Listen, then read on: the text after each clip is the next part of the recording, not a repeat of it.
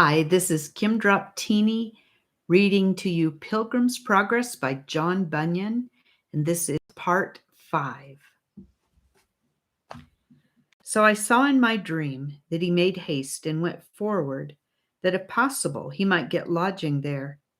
Now before he had gone far, he entered into a very narrow passage, which was about a furlong off of the porter's lodge. And looking very narrowly before him as he went, he espied 2 lions in the way. Thought he, I see the dangers that mistrust and timorous were driven back by. The lions were chained, but he saw not the chains. Then he was afraid, and thought also himself to go back after them, for he thought nothing but death was before him. But the porter at the lodge, whose name is Watchful, perceiving that Christian made a halt, as if he would go back, cried unto him, saying, Is thy strength so small? Fear not the lions, for they are chained, and are placed there for trial of faith where it is, and for discovery of those who have none. Keep in the midst of the path, and no hurt shall come unto thee. Then I saw that he went on, trembling for fear of the lions, but taking good heed to the directions of the porter. He heard them roar, but they did him no harm. Then he clapped his hands and went on till he came and stood before the gate where the porter was. Then said Christian to the porter, Sir, what house is this, and may I lodge here tonight? The porter answered, This house be built by the Lord of the hill, and he built it for the relief and security of pilgrims. The porter also asked whence he was, and whither he was going. I'm come from the city of destruction, and am going to Mount Zion.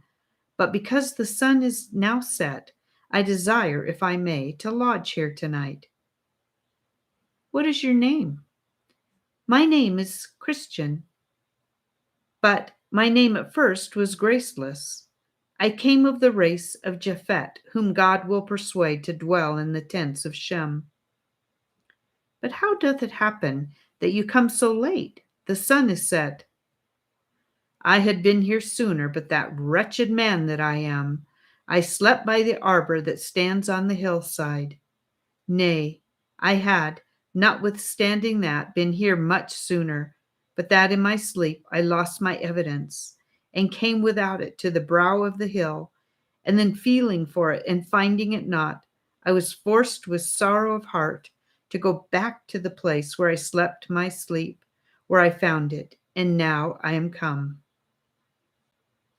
Well, I will call out one of the virgins of this place, who will, if she likes your talk, bring you into the rest of the family, according to the rules of the house. So Watchful the porter rang a bell, at the sound of which came out at the door of the house a grave and beautiful damsel named Discretion, and asked why she was called. The porter answered, This man is in a journey from the city of destruction to Mount Zion, but being weary and benighted, he asked me if he might lodge here tonight. So I told him I would call for thee, who, after discourse had with him, mayest do as seemeth thee good, even according to the law of the house. Then she asked him whence he was and whither he was going, and he told her. She asked him also how he got in the way, and he told her. Then she asked him what he had seen and met with in the way, and he told her. And last she asked his name, so he said, It is Christian. And I have so much the more desire to lodge here tonight, because by what I perceive, this place was built by the Lord of the hill for the relief and security of pilgrims. So she smiled, but the water stood in her eyes.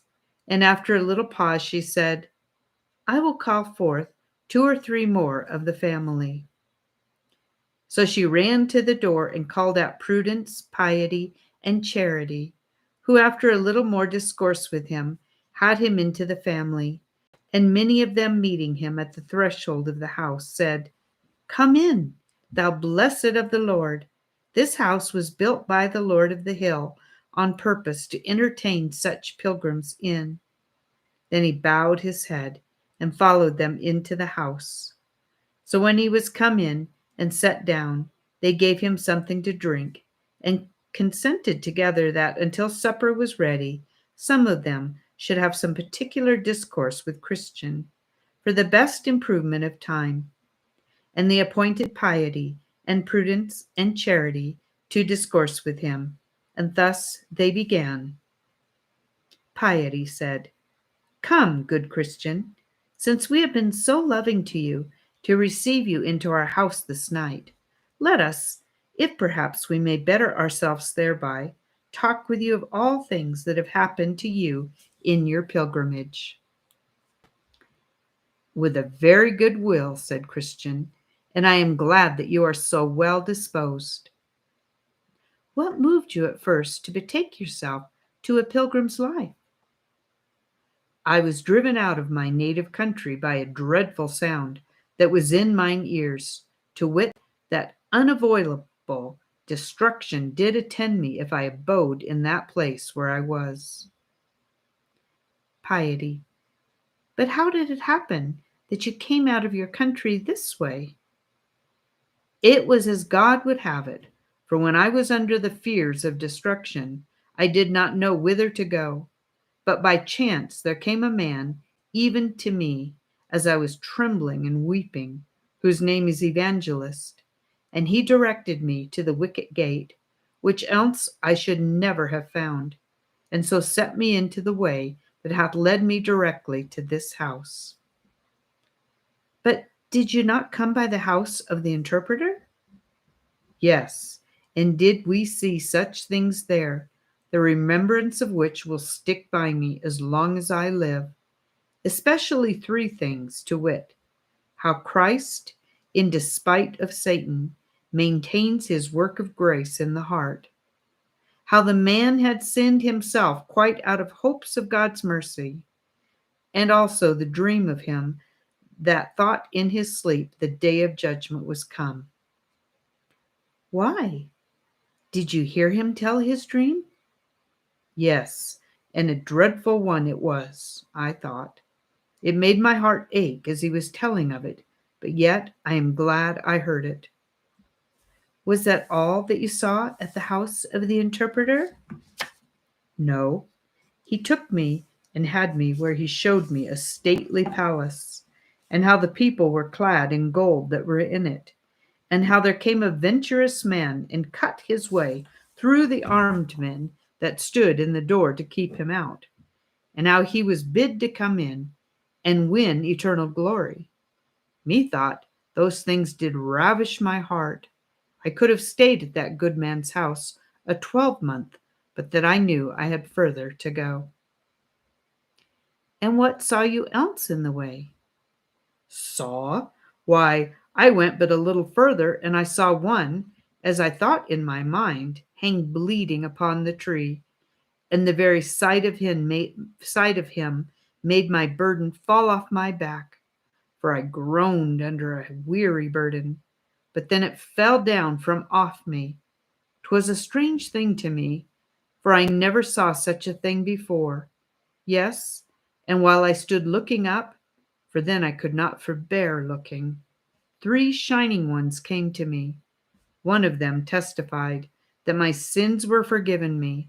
Another stripped me of my rags and gave me this broidered coat which you see, and the third set the mark which you see in my forehead, and gave me this sealed roll, and with that he plucked it out of his bosom." "But you saw more than this, did you not?" "The things that I have told you were the best.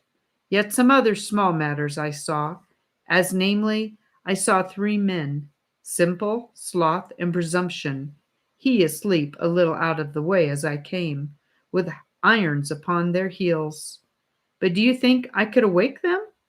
I saw also Formalist and Hypocrisy come tumbling over the wall to go, as they pretended, to Zion, but they were quickly lost, even as I myself did tell them, but they would not believe. But above all, I found it hard work to get up the hill, and is hard to come by the lions' mouths.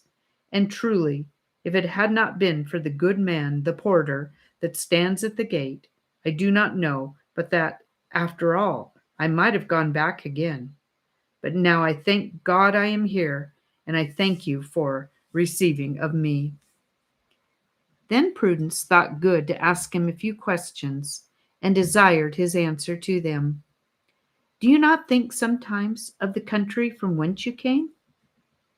"Yes, but with much shame and detestation.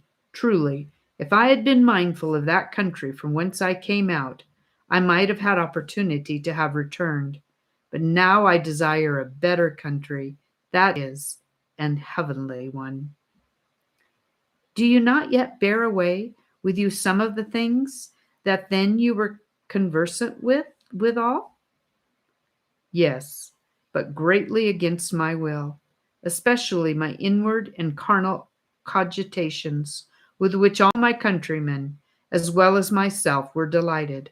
But now all those things are my grief, and might I but choose mine own things, I would choose never to think of those things more. But when I would be doing of that which is best, that which is worst is with me."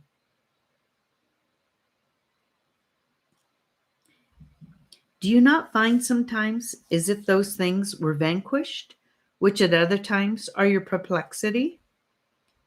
Yes, but that is but seldom. But they are to me golden hours in which such things happen to me. Can you remember by what means you find your annoyances at times, as if they were vanquished? Yes, when I think what I saw at the cross, that will do it. And when I look upon my broidered coat, that will do it. Also, when I look into the roll that I carry in my bosom, that will do it. And when my thoughts wax warm about whither I am going, that will do it. And what is it that makes you so desirous to go to Mount Zion? Why, there I hope to see him alive that did hang dead on the cross. And there I hope to be rid of all those things that to this day are in me an annoyance to me. There, they say, there is no death, and there I shall dwell with such company as I like best. For to tell you the truth, I love him, because I was by him eased of my burden, and I am weary of my inward sickness. I would fain be where I shall die no more, and with a company that shall continually cry, Holy, holy, holy. Then said Charity to Christian, "Have you a family? Are you a married man?" "I have a wife and 4 small children." "And why did you not bring them along with you?" Then Christian wept and said, "Oh, how willingly would I have done it! But they were all of them utterly averse to my going on pilgrimage." "But you should have talked to them and have endeavored to have shown them the danger of being behind." "So I did, and told them also what God had showed to me of the destruction of our city. But I seemed to them as one that mocked, and they believed me not." "And did you pray to God that he would bless your counsel to them?" "Yes, and that with much affection, for you must think that my wife and poor children were very dear to me." "But did you tell them of your own sorrow and fear of destruction?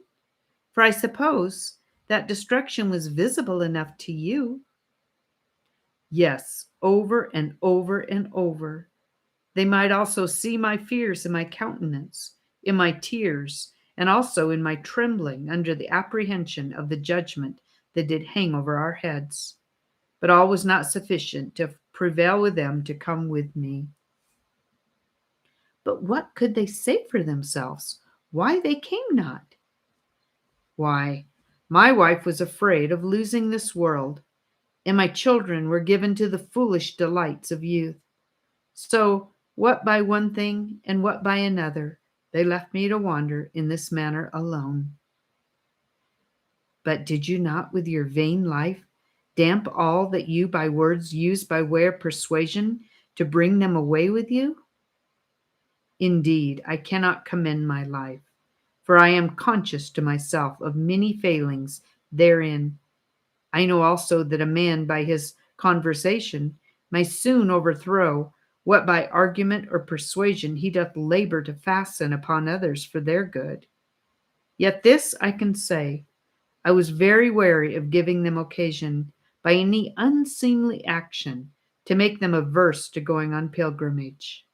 Yea, for this very thing, they would tell me I was too precise, and that I denied myself of sins, for their sakes, in which they saw no evil. Nay, I think I may say that if what they saw in me did hinder them, it was my great tenderness in sinning against God, or of doing any wrong to my neighbor. Indeed, Cain hated his brother because his own works were evil, and his brother's righteous. And if thy wife and children have been offended with thee for this, they thereby show themselves to be implacable to good, and thou hast delivered thy soul from their blood. Now I saw in my dream that thus they sat talking together until supper was ready. So when they had made ready, they sat down to meat.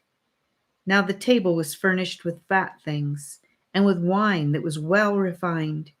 And all their talk at the table was about the Lord of the hill, as namely, about what he had done, and wherefore he did what he did, and why he had builded that house, and by which they said, I perceived that he had been a great warrior, and had fought with and slain him that had the power of death, but not without great danger to himself, which made me love him the more.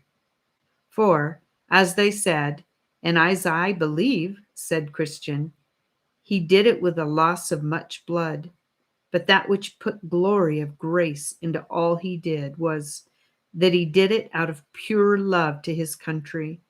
And besides, there were some of them of the household that said they had seen and spoke with him since he did die on the cross, and they have attested that they had it from his own lips, that he is such a lover of poor pilgrims, that the like is not to be found from the east to the west.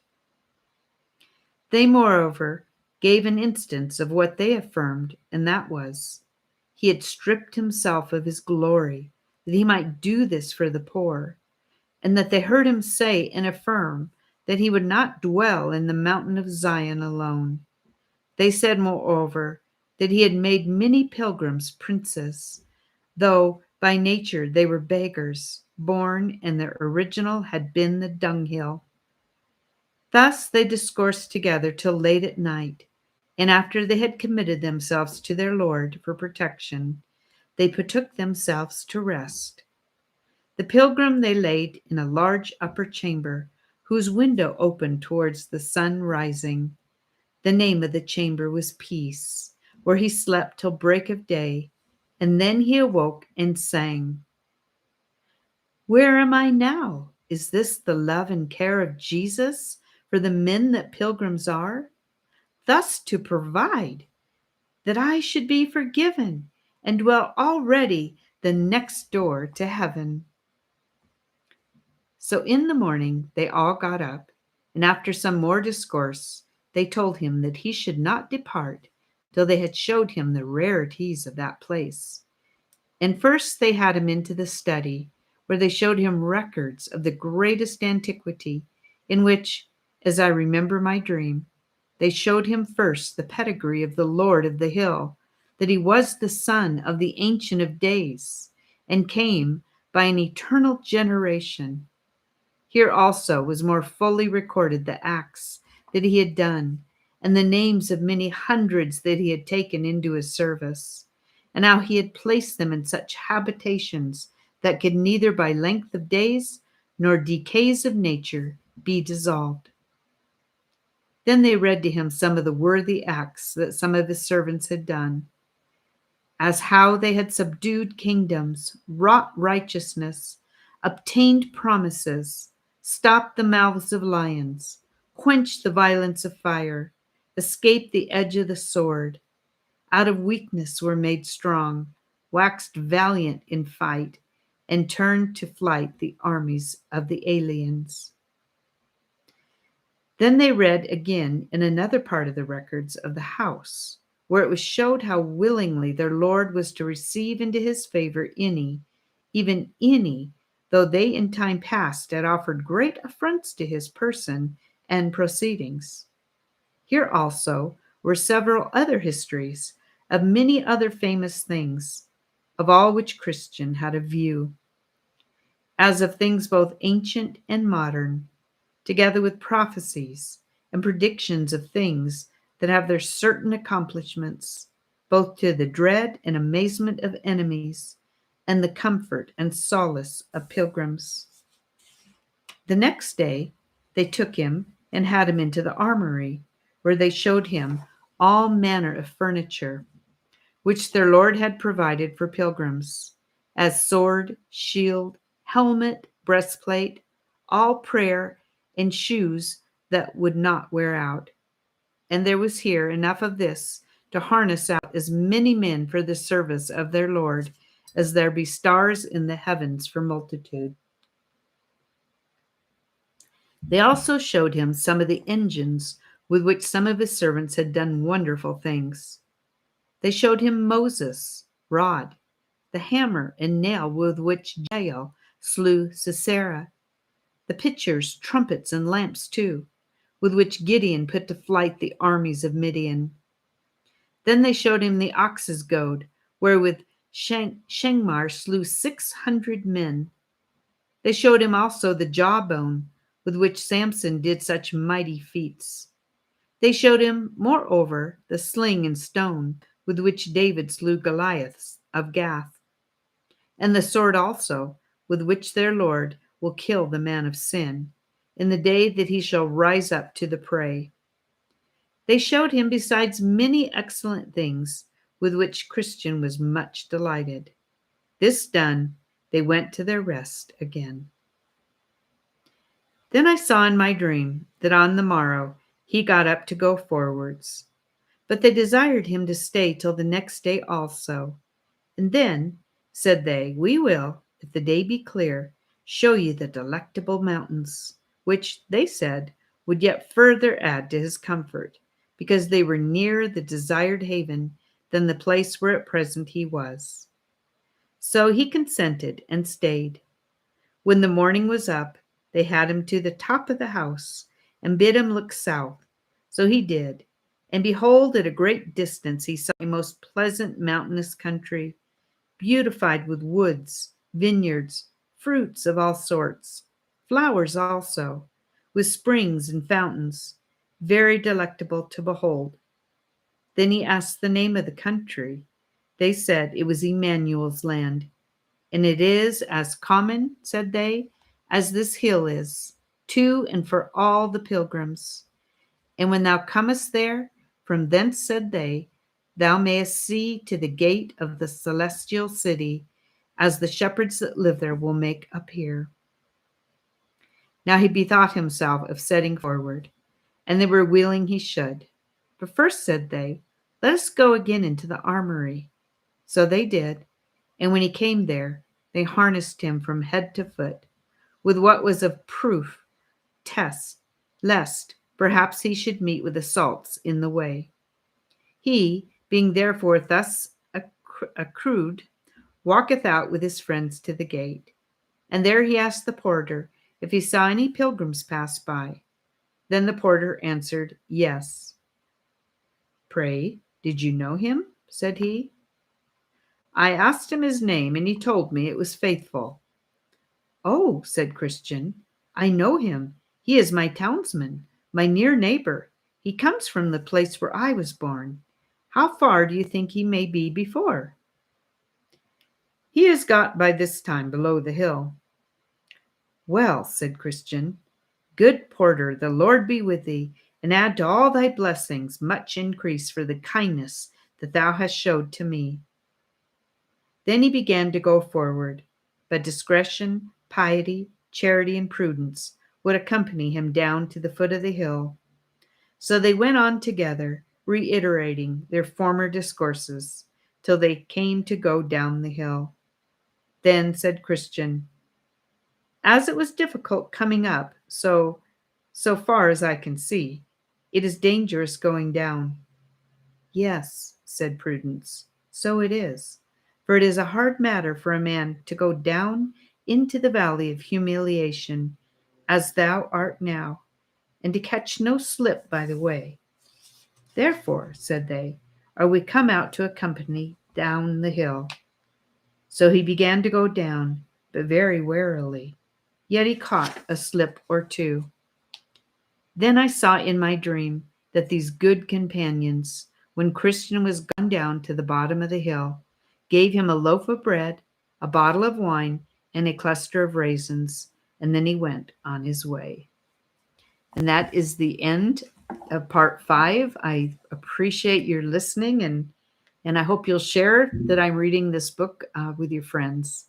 And I'll see you in part 6. May God bless you.